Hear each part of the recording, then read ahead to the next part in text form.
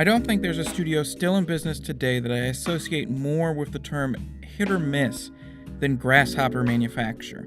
When they hit something, they really hit a rich vein. Their best games are extremely stylish, cool, and some of the most unique stuff out there. But their misses are positioned at equally impressive points on the other end of the quality spectrum.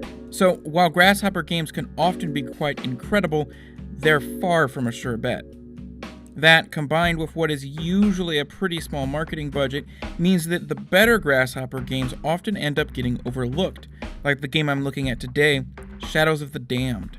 Now, this game is by no means the best one that Grasshopper has ever made, but when instead of stacking it up against other Grasshopper games, you compare it to most games on the market, it still very much stands out.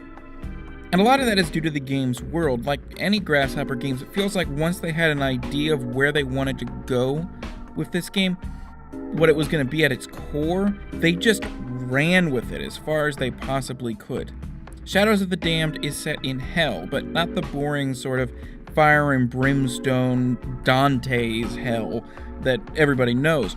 There's an entire society down there with its own weird caste system.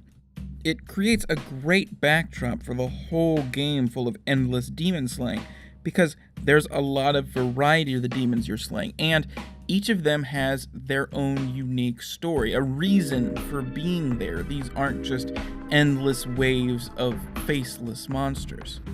But if we're going to talk about slaying, we need to talk about this game's combat system. Mechanically speaking, it's perfectly fine for what it is. There's a decent selection of different guns you unlock as you play, and they all have their uses, but it's just sort of bland at its core. Still, it makes up for its generic shooting by adding an extra layer of brutality to how it actually looks and functions in practice, which really helps it be way more than it should be. At some point, though, you expect a sort of mediocrity from the actual gameplay of any Grasshopper Manufacture game. What makes or breaks this studio's games is how the writing and the world come across. Now, as I mentioned earlier, the world is incredibly fleshed out, but at the start of the game, when it comes to its story, it looks like it's going to fall into all the same old Grasshopper traps. A lot of the writing is what you'd expect from the studio's worst, endlessly boring dick jokes and shitty referential humor. But it also has some great stuff as well, especially as you get deeper into the game. The more puerile stuff gives way to really well-written interactions between the main character and his gun, an ex-demon who provides context for the world you're exploring. They play off each other really well, and it's their interactions that provide the entire motivation to continue playing. A motivation that carried me through the mediocre gameplay with ease.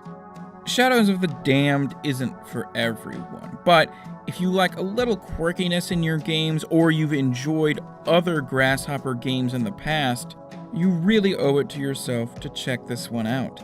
It's one of their better games, and it has its faults, sure.